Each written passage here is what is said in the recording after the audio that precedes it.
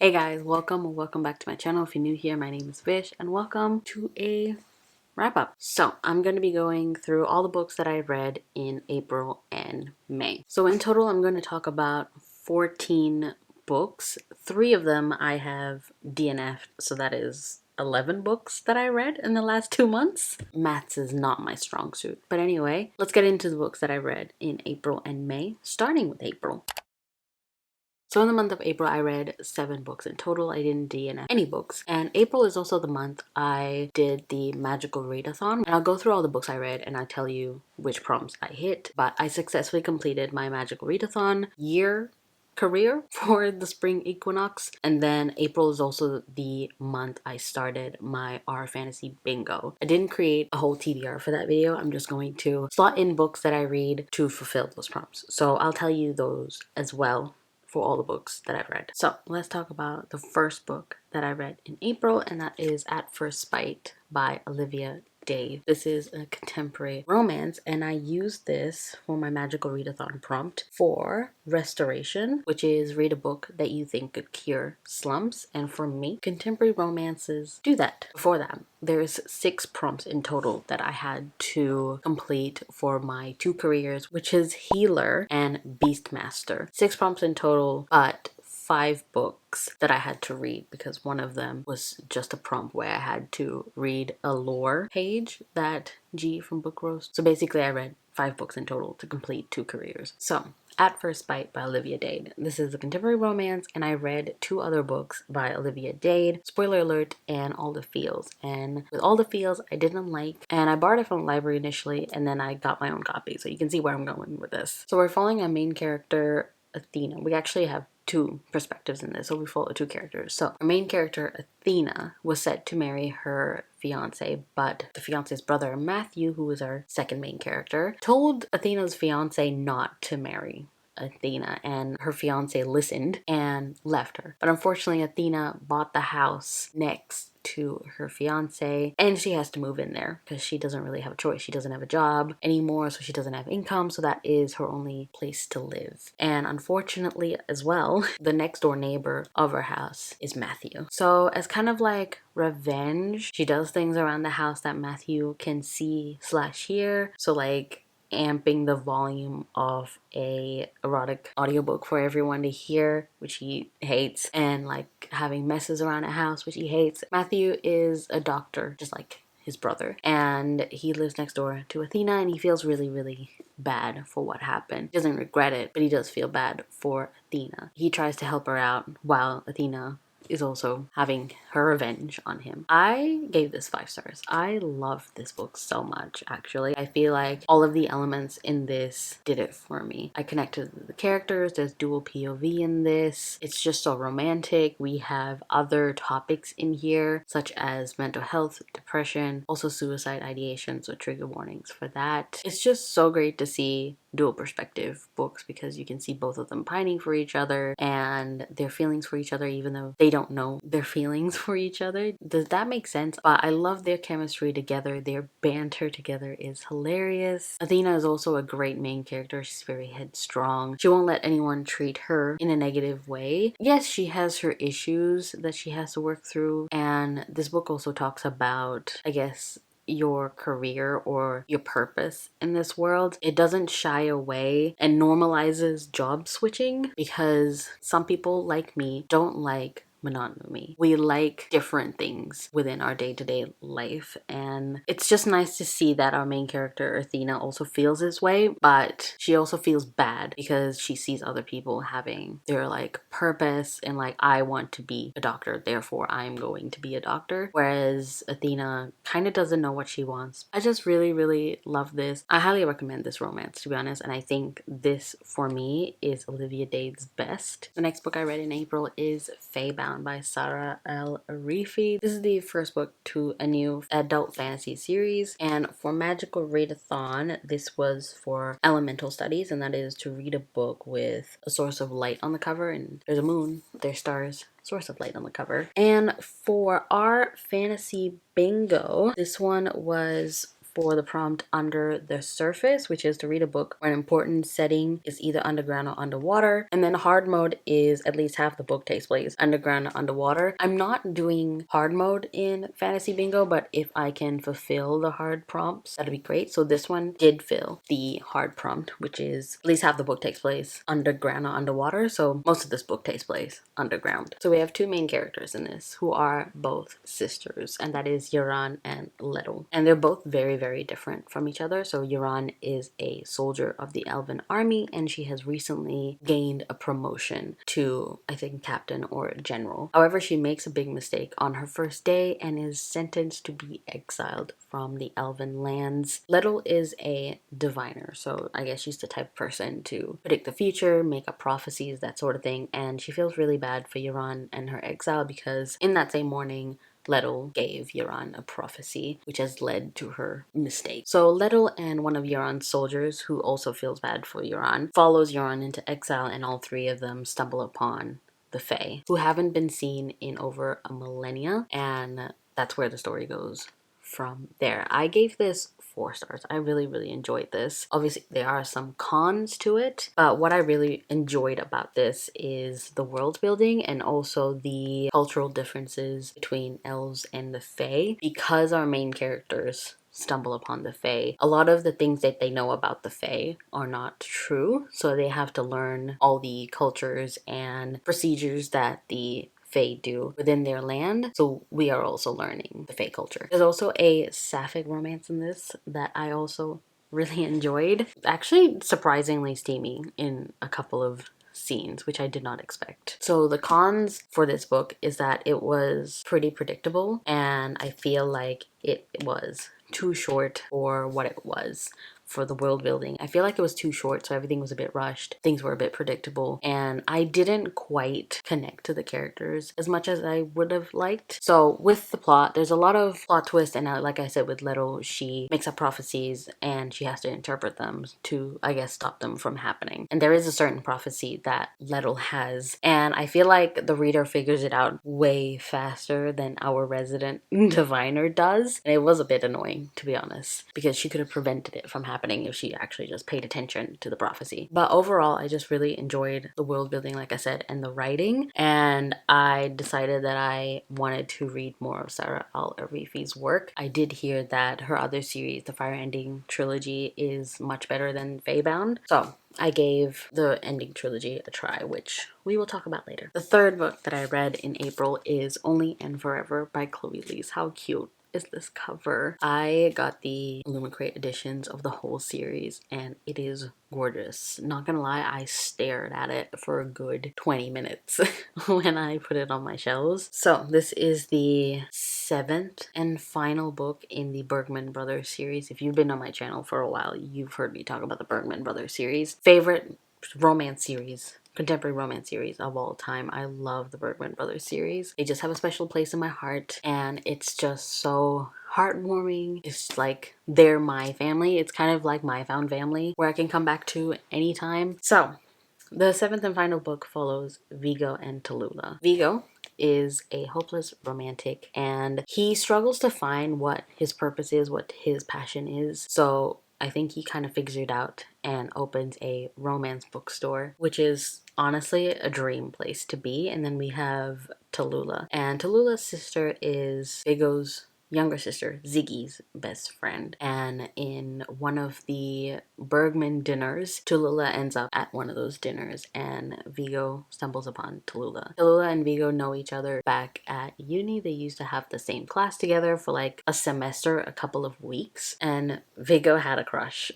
So seeing her present day also kind of brings back that crush. Tallulah is a cynic, and she doesn't really believe in love because of her family history and her background, and she's also a writer, and she has a bit of writer's block, so she asks Vigo for help, and Vigo also needs help with the store, so they both kind of become roommates, and they live at the back of the store and help each other out, and that's how the romance blossoms. This one didn't fulfill any prompts, but I gave this 5 stars. Obviously, I don't think I have given any of the Bergman Brothers books less than 5 stars. Maybe one of them 4.75, 4.5. I can't quite remember. But yeah, I just love this. Another dual perspective story. And both characters needed so much work mentally and emotionally, and they both help each other out as friends, and it's just really great and wholesome to see them help each other out and fall in love with each other. It's not my favorite in the series, but I do really have a soft spot for Viggo just because he is a romantic, and so am I. I said this so many times, but I highly recommend the Bergman Brothers series. They are a very close-knit family, and you feel like you're a part of the family, and you are rooting for them to have their happy ending, and it's just something that's comforting to come back again and again, and I cannot wait to reread this entire series. Hopefully soon, we'll see. I'm sad this series has ended, but I am over the moon that each and every one of them found their happy ending, as they should and as they deserve to. But it's okay, I can always come back and visit them at the A-frame. The fourth book I read in April is The Good, the Bad, and the Aunties by Jessie Sutanto. So this is the third book to the Aunties series. I don't know what the series is called, but it's basically like a cozy murder mystery series, and I loved the first book because the main character's background is Indo-Chinese, and they speak a lot of Malay and also Cantonese, and I grew up in Malaysia surrounded by those languages and those types of people, so it's very nostalgic for me. It just reminds me of home, which is why I love this series, and I love the first book. This one though.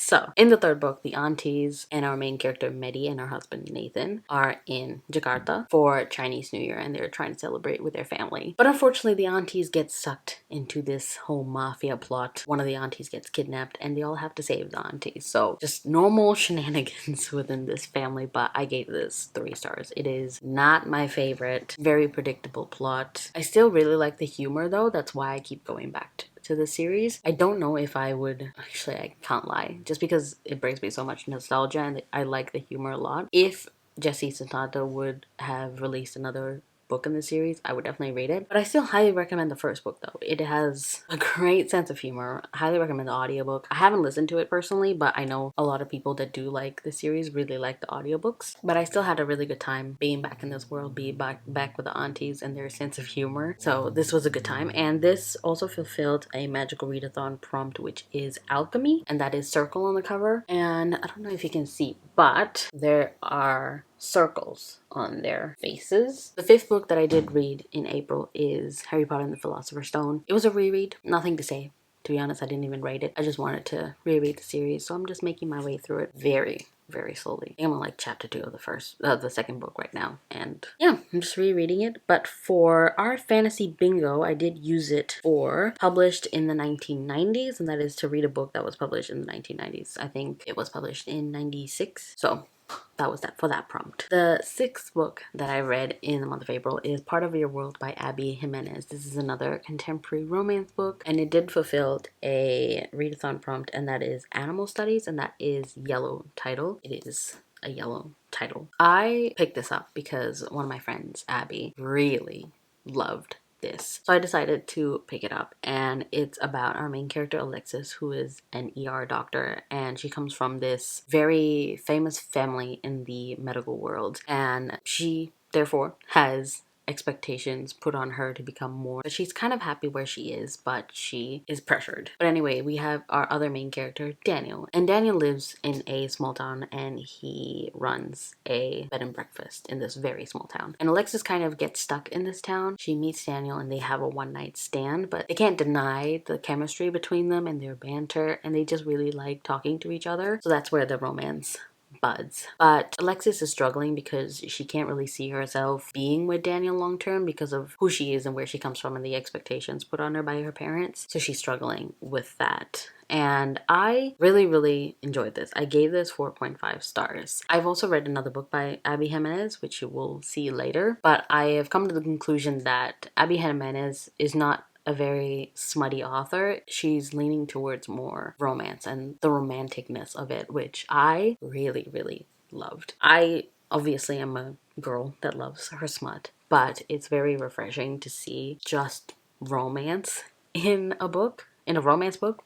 Go figure. And she focuses on the characters and their issues and how they can help each other grow through with their issues. This has a third act breakup in it, which is fine, but I know a lot of modern romances like Only and Forever, they don't have third act breakups anymore, which is very nice. With this third act breakup, I wasn't a huge fan of it, but it did make sense somewhat. Wasn't also obsessed with Daniel and Alexis, but I really appreciated their chemistry together. I think Daniel is very one note for me. Don't come for me. He's not very book boyfriend material for me personally. So hence why I didn't really give 5 stars. It was a 4.5 stars that I really enjoyed this, and I wanted to read more of Abby Jimenez's work, which you will see in a bit. And the last book that I read in April, which is also an April new release, and that is Funny Story by Emily Henry. I read a lot of contemporary romances in April. I don't know why. But anyway, Funny Story by Emily Henry came out at the end of April. And for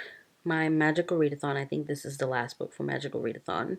Yes, and I read it for the prompt inscription, and that is where I write down 3 titles, fold it, and then pick one. So at the time, I was back at my mom's house, and what I did was I put 2 treats in my hand, and I asked my mom's dog to pick one, and then the winning one I put up against the third book, and then he picked Funny Story. Basically, my mom's dog picked Funny Story. The first try, he picked a thriller, and then with the second try, I had to have a little like heart-to-heart pep talk with him and be like, all right, buddy, this is what I want, so pick wisely. And he did.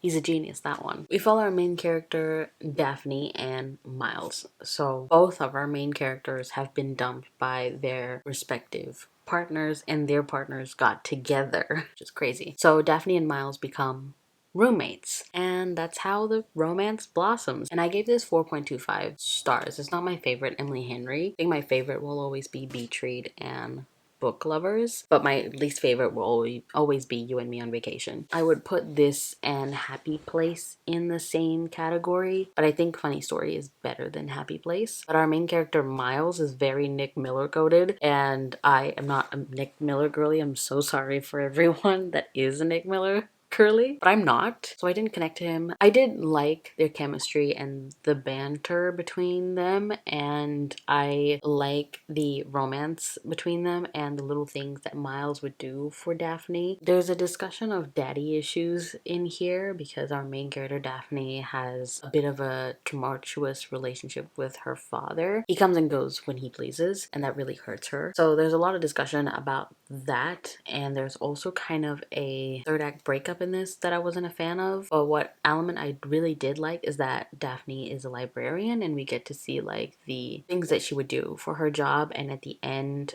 it's not really a spoiler, but there is an event at the library that she does. It's kind of like a readathon for kids at the library. Really like that concept. But yeah, I just thought this was a solid romance, but it wasn't my favorite. I enjoyed my time of it. I don't really think about this romance, to be honest, so I don't know if I want to keep my rating of 4.25 stars, but at the time that's how I felt, so I'm gonna stick with it.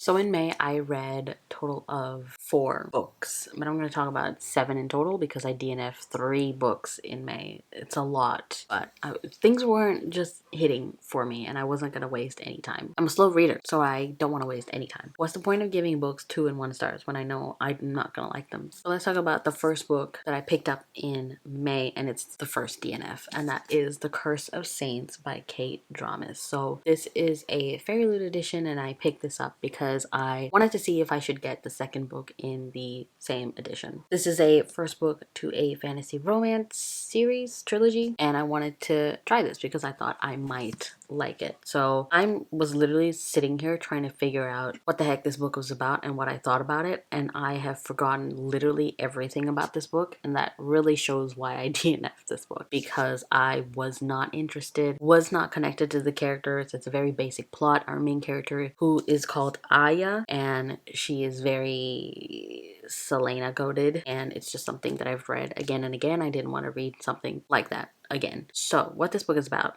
we have Aya, who is an assassin, a spy master to the queen, and she fights alongside Will, who is the queen's enforcer, and he is also Aya's rival. You can see the enemies to lovers trope there. And there is a threat in a nearby kingdom. They're both sent together to figure out what that threat is. And in this world, we have affinities, which is kind of like elemental powers, I think. Let me just quickly double check. Yeah, so there are different affinities like strength, life and death, fire, air, water, sensation, persuasion, knowledge. So I guess with Aya's, hers is knowledge affinity. That's why she's a spy master. And then we have Will, who is a persuasion affinity. So he can basically persuade people to do things. We also get his perspective. It's coming back to me now. We also get his perspective, and he is the enforcer of the queens. So it's good that he has the permission affinity, because when he's interrogating people, he can persuade them to tell the truth. He's very guilty about the things that he has to do to other people. I feel like I've read something like this many times over, so I don't want another one. But if you enjoy it, that's really great. But I wasn't in the mood or care to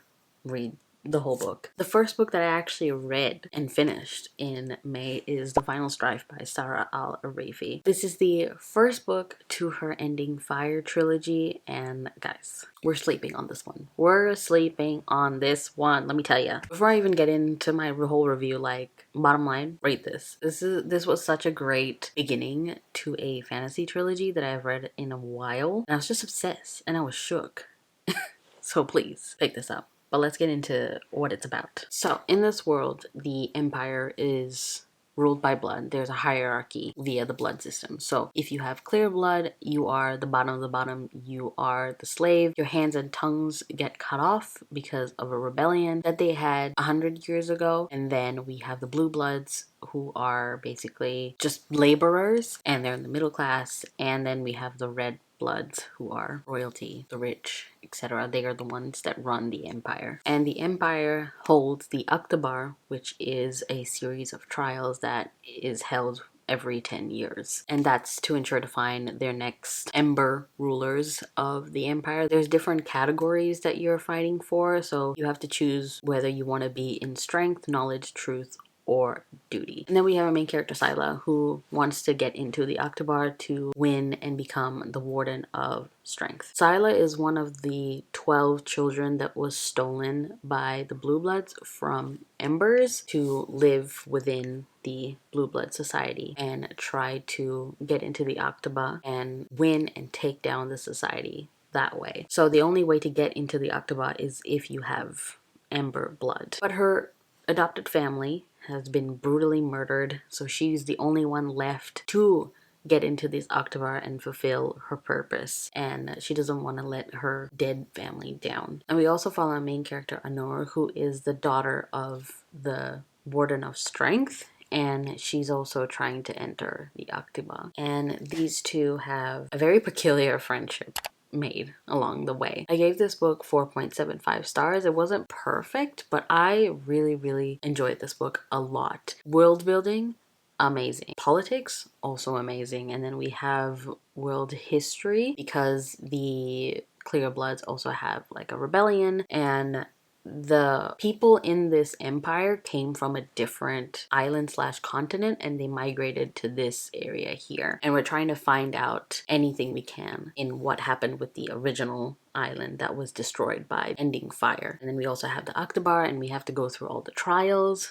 Really great trials. Very dark. This series is definitely dark. There's a lot of sexual abuse, slavery, death. There's also a lot of drug abuse in this as well, so trigger warnings for that. I've heard that there's fat shaming in this, but the edition that I read did not have said fat shaming, because Anor is a plus size main character. But I didn't find that. Maybe the author, was told about it and she made those changes for the other editions after. Anor and Scylla were the main characters and main perspectives that we follow, but we also have Hassa, who is a clear blood, and she's one of the servants that is kind of like a spy for the Clear Bloods, and I really liked following her as well. And yeah, this is just has so many elements that make such a great book, and I cannot wait to read the second book. I'm trying to space it out properly because the third and final book is coming out in September. So I'm trying to read the second book closer towards that than like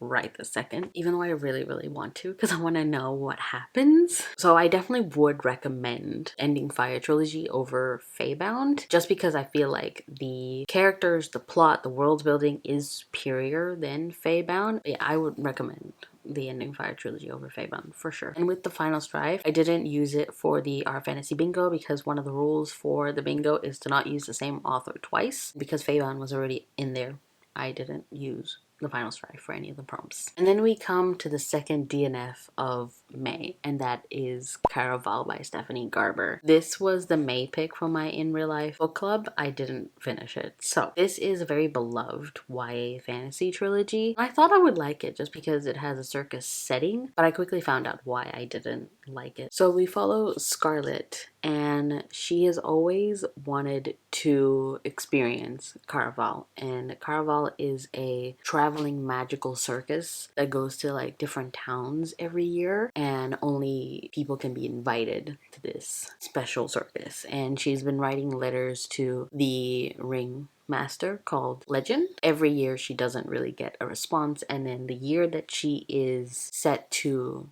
be married to someone else, this is her last chance to actually go to the circus. And Legend finally writes back saying, yes, come to this island for the circus. And it's not a normal circus, I don't think, because people who attend the circus have to play a game, and in the end they win something. And this year they win a wish, so they can basically ask for anything. Scarlett and her sister Donatella has been taken to this island where the circus is by a mysterious sailor, and Scarlett has to find her sister Donatella because she went missing when they arrived at the island, and that is the objective of the game now, that everyone who's been invited to the circus has to find Donatella before the game ends. And the thing that I didn't like about this book is that the magic system was too whimsical, and it was very much like magical realism, and I'm not a fan of that. And the main character Scarlett was absolutely insufferable.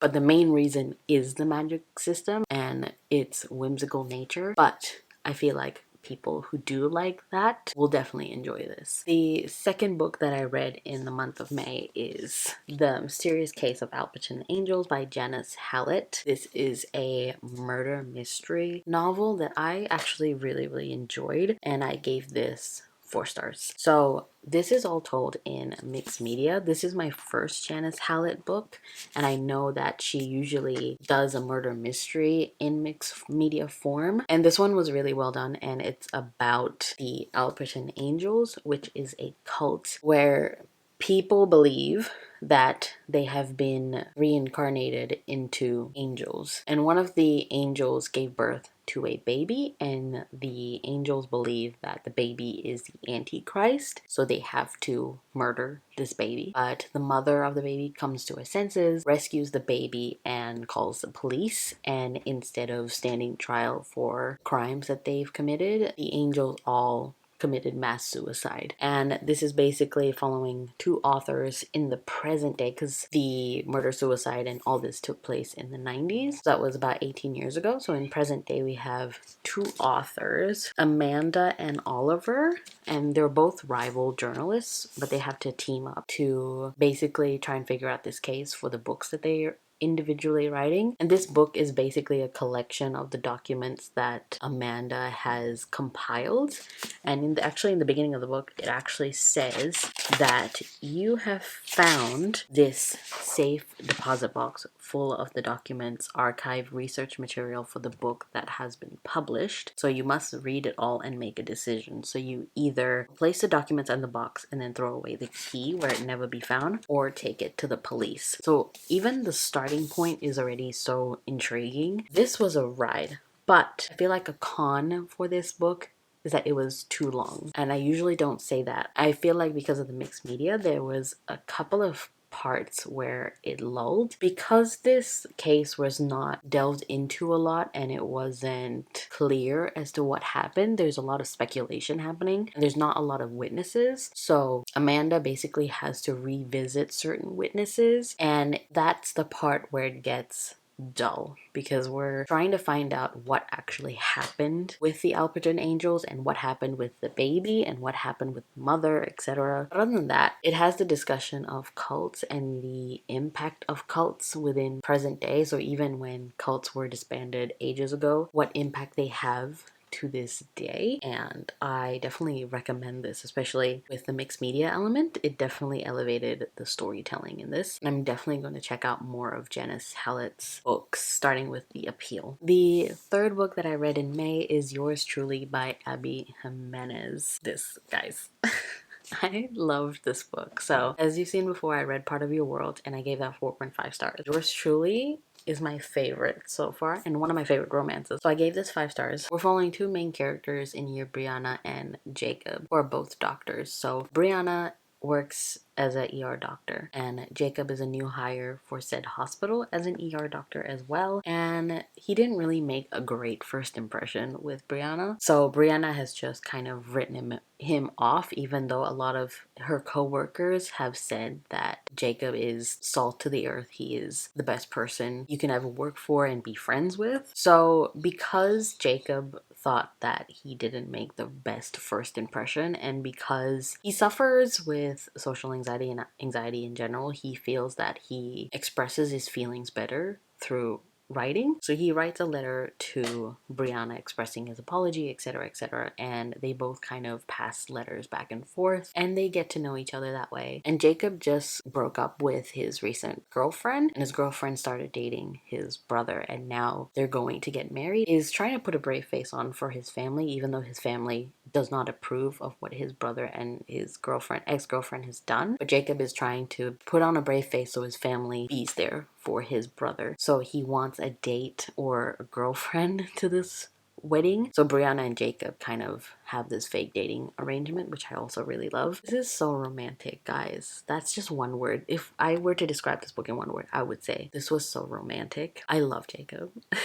Jacob Maddox in this. He's so sweet and cute, and he has a 3-legged Bernese Mountain Dog. I would also reread this many times. Highly recommend this one. There's also trigger warnings for depression and mental health. So there's just a lot of things emotionally going on with all of our characters, and it's just so beautiful to see how they heal each other and fall in love that way. Yeah, highly recommend this particular one. I definitely want to read her newest release just for the summer. The fourth and last book that I read for the month is The Ruin of Kings by Jen Lyons. So this is the first book to an adult fantasy series called A Chorus of Dragons. I've heard many great things about this, and I gave this 4.25 stars. I really enjoyed this. We're following our main character Kieran, who is recounting his story from jail, and his jailer, who is a demon, is also kind of recounting his story because the type of demon she is that she collects memories from the people that she kills. She can also see into other people's minds. They're recounting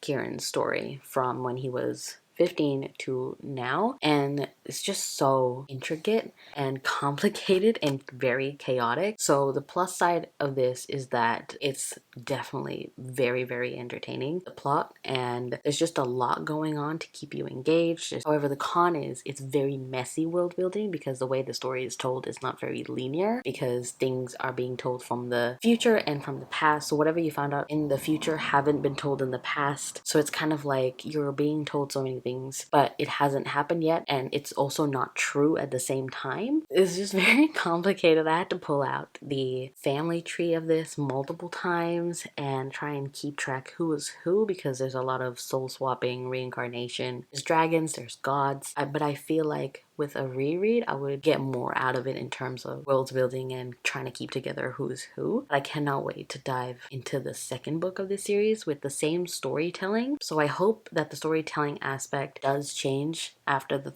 second book, because I feel like it might get old after a little bit. But I'm very excited to dive into the second book, and I would recommend the series for sure, but I can see how people will be frustrated and stop reading this. And the last book I want to talk about is The Fury by Alex Michaelides. This is another DNF for the month of May. This is a thriller and Alex Michaelides' new release for the year. I did like The Silent Patient, hated The Maiden, so I thought I would borrow this from the library to see if I would like it. Spoiler alert, as a DNF, I did not like it. Very predictable, and it's basically about a group of people in a Greek island, one of them gets murdered, and one of the people is now telling the story of what happened, who got murdered, and who was the murderer. And I feel like it was just very predictable of who the murderee was and who the murderer is. And I think I got to halfway and I DNF'd it, and I looked at the last page to see if I was right. I was right because it was very obvious. It's like when someone is recounting or telling you a story from their personal experience and they're just going a whole roundabout way to tell you the story and like going on different tangents, and I'm just like, can you please get back to the point and tell me the story? So it was very meandering and I did not like it, and again, very predictable. And for a thriller, what I'm looking for is not predictability to this extent, because the whole point of this story is to see who was murdered and who's the murderer. If it both is very blatantly obvious, I'm not going to enjoy this thriller. So I didn't like it, DNF'd it, would not recommend. Also, I forgot to mention that The Ruin of Kings also fulfilled our fantasy bingo prompt, and that is reference materials. So it's to read a book that features additional materials such as map, footnotes, glossary, translation guide, dramatis personae, etc. And the hard mode is to read a book contains at least 2 types of this additional material. And the Ruin of Kings has glossary, footnotes, maps, dramatis personae, all that. So it definitely fits the hard mode of the prompt. So I will take that. So that is the 11 books that I read in the month of April and May. Let me know if you've read any of these books, which one you liked, which one you didn't like. Like this video if you liked it, subscribe if you want to. Thank you guys so much for watching, and I will see you in my next one. Bye!